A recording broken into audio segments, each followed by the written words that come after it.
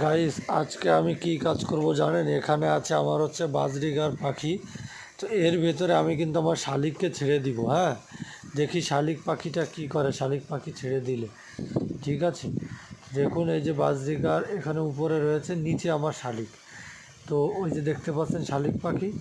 হ্যাঁ, আর এখানে এই যে বাজরিগার পাখি। এই দেখুন, এই যে কি সুন্দর দেখা যাচ্ছে। ঠিক আছে। তো আমি যেটা ভেবেছিলাম যে এরা হয়তো ঠোকাঠুকি করবে, কিন্তু কোনো ঠোকাঠুকি করছে না। যার যার মতো সে আছে, শালিক পাখি নিচে আর বাজরিগার পাখি উপরে আছে।